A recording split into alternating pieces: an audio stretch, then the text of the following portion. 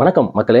இன்றைய தினமணியில் நடுப்பக்கத்தில் பழைய ஓய்வூதிய திட்டம் புதிய சவால்கள் அப்படின்னு பிஎஸ்எம் ராவ் என்ற ஒரு பொருளாதார நிபுணர் ஒரு கட்டுரை எழுதியிருக்கிறாரு.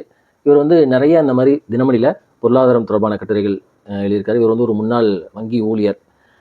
இவர் எதை பற்றி சொல்கிறார் அப்படின்னா, இந்த ஓல்டு பென்ஷன் ஸ்கீம் வேணும் அப்படின்னு சொல்லி மத்திய அரசு ஊழியர்கள், ரயில்வே ஊழியர்கள், மாநில அரசு இதில் ஊழியர்கள்லாம் போராடிக்கிருக்காங்க. குறிப்பாக மே 1ஆம் தேதி கூட ரயில்வே பணியாளர்கள் அகில இந்திய அளவில் ஒரு ரயில் போராட்டத்துக்கு அழைப்பு விடுத்திருக்காங்க அப்படிங்கிற பற்றி சொல்கிறாரு.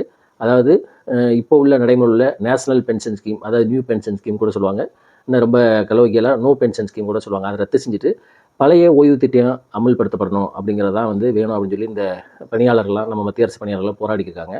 அதை பற்றி தான் இந்த கட்டுரையில் சிறப்பாக எழுதியிருக்காரு.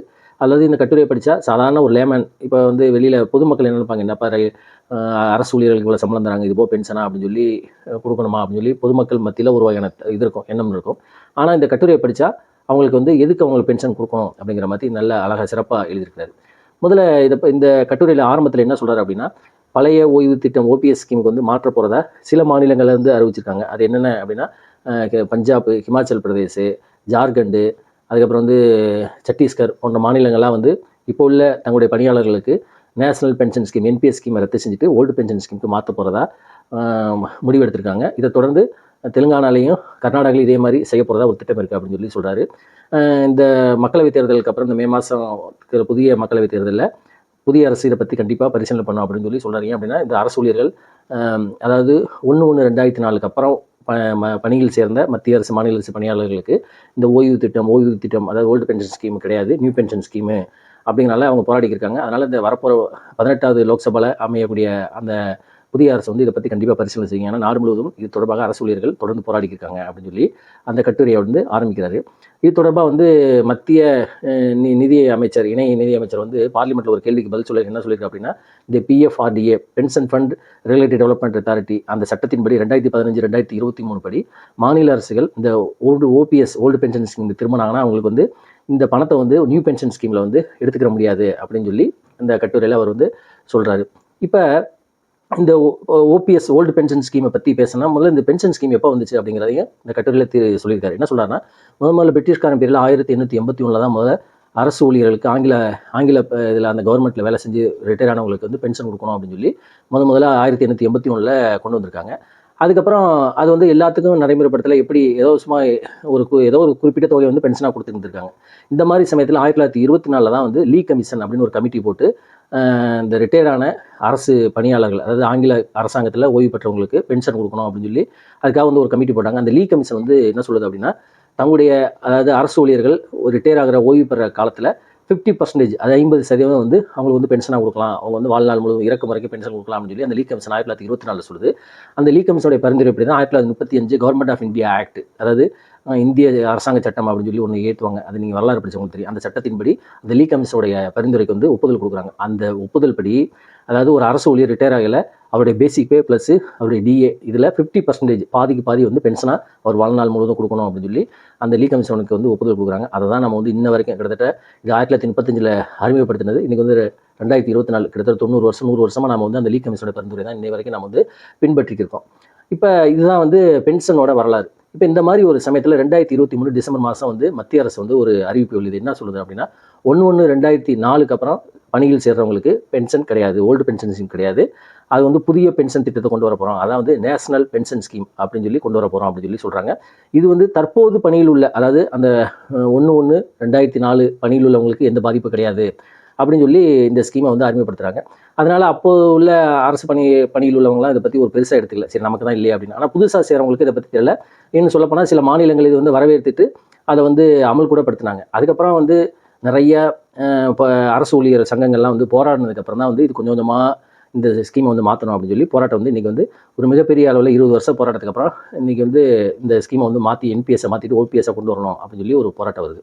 இப்போ எதனால் இந்த ஓல்டு பென்ஷன் ஸ்கீம் ரத்து பண்ணணும் அப்படின்னு பார்த்தீங்கன்னா, அரசாங்கத்துக்கு கடுமையான நிதி சுமை அப்படிங்கிறதுனால தான் இந்த ஸ்கீம் ரத்து பண்ணணும் அப்படின்னு சொல்லி சொல்கிறாங்க. அதாவது என்ன சொல்கிறாங்க அப்படின்னா, 60% வருமானம் அரசாங்கத்துக்கு இந்த அரசு ஊழியர்களுக்கும், 40% பென்ஷனுக்கும் போகுது அப்படின்னு சொல்லியும் ஒரு அறிக்கை சொல்லுது. ஸோ இதனால தான் வந்து மத்திய அரசும் சரி, மாநில அரசும் சரி அதிகமான நிதி சுமை வந்து இந்த பென்ஷன் கொடுக்குறதுனால தான். அதனால் இதை வந்து குறைக்கணும் அப்படிங்கிறதோ, இன்னொன்று நமக்கு அதாவது லோன் தரக்கூடிய IMF, வேர்ல்டு பேங்க் போன்ற பல்வேறு இந்த பன்னாட்டு நிறுவனங்கள்லாம் நமக்கு வைக்கக்கூடிய முக்கியமான ஒரு கண்டிஷன் என்ன அப்படின்னா, சப்சிடியை மானியத்தை குறைக்கணும், இந்த மாதிரி பென்ஷன் இதெல்லாம் வந்து குறைக்கணும், செலவினங்களை குறைக்கணும் அப்படிங்கிறதான் வந்து அரசாங்கத்துக்கு மறைமுகமாக கொடுக்கக்கூடிய ஒரு கட்டளை. இதனால தான் வந்து மத்திய அரசு வந்து தொடர்ந்து இந்த மாதிரி ஸ்கீம்ஸ் எல்லாம் வந்து நடைமுறைப்படுத்தியிருக்காங்க.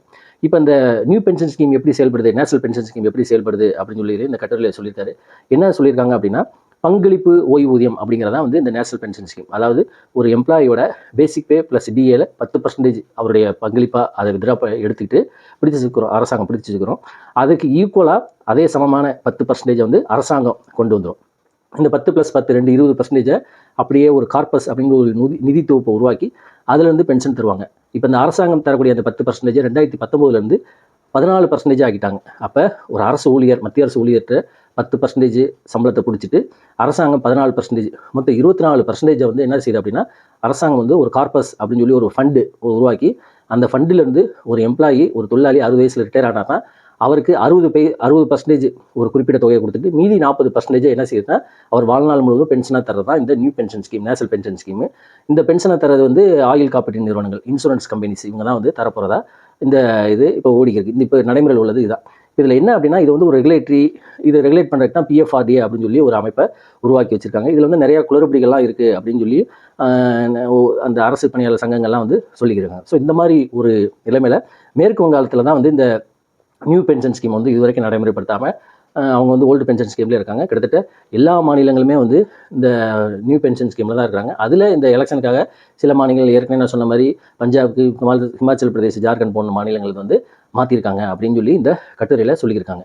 இப்போ எதனால் வந்து அரசாங்கம் வந்து இந்த மத்திய அரசு வந்து மாநில அரசு வந்து நியூ பென்ஷன் ஸ்கீம்லேருந்து ஓல்டு பென்ஷன் ஸ்கீம் போனால் எதுக்குது அப்படின்னு சொல்லி பார்த்தா, சமீபத்தில் RBI வந்து ஒரு டேட்டா சொல்லியிருந்தாங்க.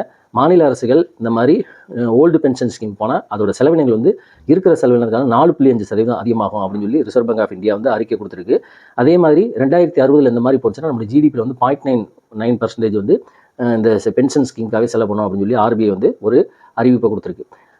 இப்போ அரசு ஊழியர் சங்கங்கள்லாம் என்ன சொல்கிறாங்க அப்படின்னா, சரி எங்களுக்கு நீங்கள் வந்து பென்ஷன் எடுத்துட்டீங்க, ஆனால் அரசியல்வாதிகள், அது இப்போ MLA, MP, அமைச்சர்கள், மத்திய மாநில யாராக இருந்தாலும் சரி அவங்களுக்குலாம் பென்ஷன் இது வரைக்கும் இருக்குது அப்படின்னு சொல்லி ஒரு குற்றச்சாட்டு வைக்கிறாங்க. இப்போ அதுலேயும் பார்த்தீங்கன்னா, ஒரு MLA 3 முறை MLA இருந்தாருன்னா 3 வகையான பென்ஷன் இருக்குது. ஒரு MP வந்து 5 முறை MP இருந்தாருன்னா 5 வகையான பென்ஷன் இருக்குது. இப்போ வந்து 17வது லோக்சபாவில் ஒருத்தர் MP இருந்து 18வது லோக்சபாவில் MP இருந்தாருன்னா 2 பென்ஷன், 4 முறை MP இருந்தாருன்னா 4 முறை பென்ஷன் உண்டு. இந்த மாதிரிலாம் அவங்களுக்கு வந்து இருக்குது. சமீபத்தில் பஞ்சாபில் தான் வந்து இதை வந்து ரத்து செஞ்சு ஒரு முன்னாள் MLA, MPக்கு வந்து ஒரே ஒரு பென்ஷன் தான் அப்படிங்கிறதையும் கொண்டு வந்தாங்க. இப்போ இதனால் என்ன, அதே மாதிரி இப்போ வந்து high court judges, retired high court judges, supreme court ஜட்ஜஸ்க்குலாம் பென்ஷன் உண்டு. ஆனால் சாதாரண மாவட்ட நீதிபதிகள், முன்சிப் நீதிபதிகள் இவங்கெல்லாம் வந்து பென்ஷன் கிடையாது. அப்போ என்ன ஆகும் அப்படின்னா, அவர்களாம் ரிட்டையர் ஆனால் அவங்களுக்கு வந்து என்ன வேலை செய்வாங்க? ஏன்னா ஒரு நீதிபதி வந்து நீதிபதியை வேலை பார்த்துட்டு ரிட்டையர் ஆனதுக்கப்புறம் திருப்பி அவர் வந்து ஒரு அட்வொகேட்டாக, வக்கீலாக வந்து ப்ராக்டிஸ் பண்ண முடியாது. அப்போ இதெல்லாம் சட்டத்தில் இடம் கிடையாது. அப்போ அவர் வந்து என்ன செய்வார்? அவருடைய வாழ்நாளுக்கு 60 வயசுக்கு அப்புறம் என்ன செய்வார்? இதெல்லாம் வந்து ஒரு மிகப்பெரிய கேள்விக்குறி. அதனால தான் வந்து அரசாங்கமே வந்து இந்த பென்ஷன் ஸ்கீம் அப்படிங்கிறதையும் ரிட்டையர் ஆனதுக்கப்புறம் சொத்து சேர்க்கணும் அப்படின்னு இருக்கக்கூடாது, அதனால் லஞ்சம் ஆகக்கூடாது, பணியில் இருக்கக்கூடாது அப்படிங்கிறக்காக தான் ஒரு பென்ஷன் ஸ்கீமு. அப்போ ஒரு அரசு ஊழியர்கள் சாதாரணமாக வந்து பணியில் இருக்கையில் என்ன செய்வார்னா 60 வயசுக்கு அப்புறம் நம்ம என்ன செய்வோம், நம்மளால் ஒன்றும் செய்ய முடியாது அப்படிங்கிறக்காகவே லஞ்சம் வாங்குவார். அப்படிங்கிறக்காக தான் இந்த பென்ஷன் ஸ்கீம்லாம் கொண்டு வந்துச்சு அப்படின்னு சொல்லி அரசு ஊழியர் சங்கங்கள்லாம் சொல்லியிருக்காங்க. ஸோ இந்த மாதிரி ஒரு காலகட்டத்தில் இந்த பென்ஷன் ஸ்கீம் வந்து கண்டிப்பாக அமல்படுத்தணும் அப்படிங்கிறத இந்த கட்டுரையில் இந்த BSM ராவ் அப்படிங்கிறது குறிப்பிட்டிருக்காரு. அவர் இன்னும் என்ன சொல்கிறார் அப்படின்னா, இந்திய அரசாங்கம் வந்து இந்தியாவோட பொருளாதாரம் நிதி வந்து $5 ட்ரில்லியன் நோக்கி போய்க்கிற சமயத்தில் இந்த மாதிரி ஒரு பென்ஷன் ஸ்கீம்லாம் வந்து மிக சொற்பமான ஒரு அளவு தான். அதனால் இதெல்லாம் வந்து ஒரு பொருட்டாக கணிக்காமல் அனைத்து ஊழியர்களுக்குமே வந்து அதாவது ஓல்டு பென்ஷன் ஸ்கீமை கொண்டு வரணும், அதுதான் வந்து சாத்தியமானது அப்படின்னு சொல்லிட்டு. இன்னொன்று மத்திய அரசு, மாநில அரசு வந்து என்ன சொல்கிறாங்க அப்படின்னா, இப்போ வந்து லைஃப் ஸ்பேன் வாழ்நாள் நீடிப்பு வந்து அதிகமாகிட்டே இருக்குது, அதனால் பென்ஷன் வந்து அதிகமாக செலவு செய்யுது அப்படின்னு சொல்லி சொல்கிறாங்க. இது வந்து ஒரு ஏற்றுக்கொள்ளக்கூடிய ஒரு காரணம் இல்லை அப்படின்னு சொல்லியும் இந்த ஆத்தர் வந்து BSM ராவ் சொல்கிறார். எதாக இருந்தாலும் சரி, நல்ல ஒரு சிறப்பான கட்டுரை. பழைய ஓய்வு திட்டம் ஏன் வேணும் அப்படிங்கிறதையும் நம்ம அரசாங்கம் நினச்சின்னா கண்டிப்பாக அதை செய்ய முடியும். அப்படின்னா எவ்வளவோ செலவு செய்கிறாங்க. அந்த மாதிரி சமயத்தில் இந்த மாதிரி அரசு ஊழியர்கள் கொடுக்கக்கூடிய இந்த பென்ஷன் வந்து எந்த வகையிலையும் வந்து பாதிப்பு ஏற்படுத்தாது அப்படிங்கிறதா இந்த கட்டுரையோட சாராம்சமாக இருக்குது. நல்ல சிறப்பான கட்டுரை.